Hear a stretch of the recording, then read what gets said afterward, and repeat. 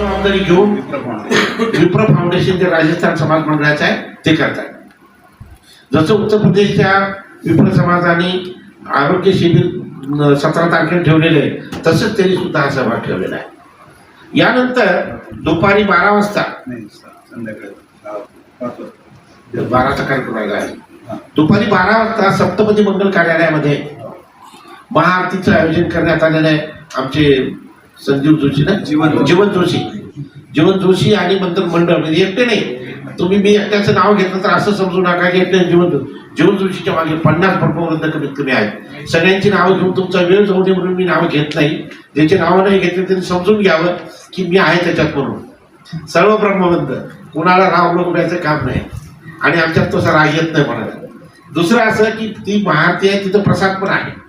आपणही पत्रकार बंधूंनी येऊन त्या प्रसादाचा लाभ घ्यावा अशी मी तुम्हाला सगळ्यांना विनंती करतो. यानंतर संध्याकाळी मग कार्यक्रम, खूप मोठा कार्यक्रम आहे.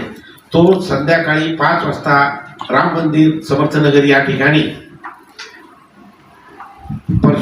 श्री भगवान परशुरामाचा जन्मोत्सवाचा कार्यक्रम. तो 1 तास कार्यक्रम चालेल जन्मोत्सवाचा. तिथं आरती होईल, महिलांचे गीत होतील आणि आनंद उत्सव साजरा केला जाईल.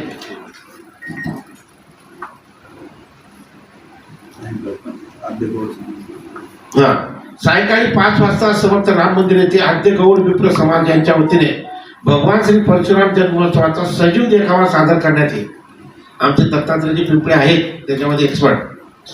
यानंतर तिथून शोभायात्रा निघेल आणि मग ही शोभायात्रा कशी निघेल? समर्थ राम मंदिर, सावरकर चौक, निराणा बाजार, शिवसेना भवन, महात्मा फुले चौक, परशुराम स्तंभ आणि संभाजी पेठ, आपण त्याला पूर्वी औरंगपुरा म्हणत होतो, अशा ठिकाणी परशुरामाच्या स्तंभाच्या ठिकाणी तिचं विसर्जन होईल. या शोभायात्रेमध्ये आकर्षण काय काय आहे? परमपूज्य माई महाराज त्यात सहभागी होणार आहेत. यात आणखी त्या योगिनी महाराज,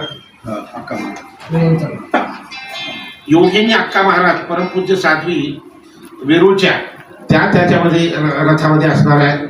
याशिवाय ढोल पथक, आमच्या परशुराम जयंती महोत्सवाचं जर सगळ्यात मोठं, सगळ्यात अतिशय आकर्षक कोणतं काम असेल तर ढोल पथकाचं आहे. आणि पत्रकार बंधूंनो, ढोल पथकाची संख्या 2-4 ढोल अशी नाही आहे. 3 ढोल पथक आहेत. प्रत्येकाची संख्या 50 पेक्षा जास्त आहे आणि अतिशय उत्साहानं ढोल पथकाचं काम घेणार आहे. आमच्या ढोल पथकाचे मी सगळ्यांचे नाव घेत नाही, पण प्रमुख 3 व्यक्तींचे नाव घेतो. अशी अभिषेक कादी यांचा आहे ब्रह्मनाथ ढोल पथक.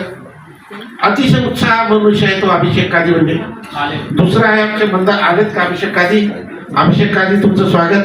नाव घेतलं तुम्हाला 150 वर्षाविषयी समाज समन्वय समितीच्या अध्यक्ष दामोदर साहेबांनी त्यांना सतत पाठपुरावा करून विनंती करून त्यांचा वेळ घेतला.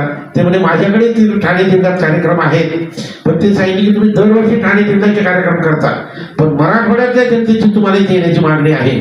आमच्या मराठवाड्याकडे तुमचं दुर्लक्ष होऊ नये, आमच्या तरुणाला उत्साह वाढावा म्हणून त्यांची ही विनंती त्यांनी मान्य करून ते त्या दिवशी येत आहेत. मी त्यांचं इथं मनपूर्वक स्वागत करतो. आता यानंतर त्यांच्या हस्तेच मुलांना इतका उत्साह आहे, आमच्या तरुण मुलांना भव्य रॅलीचं त्या ठिकाणी जे आहे ते सुरुवात त्यांच्या भगवा ध्वज दाखवून करण्यात येणार आहे. आणि भव्य रॅली आपली आहे त्याचा मार्ग असा असणार आहे, परशुराम स्तंभापासून निघेल, फुले चौकामध्ये येईल, फुले चौकापासून निघेल, औरंगपुराचा तो आपल्या एसपी शाळेचा मार्ग आहे. And press the bell icon. Never miss an update.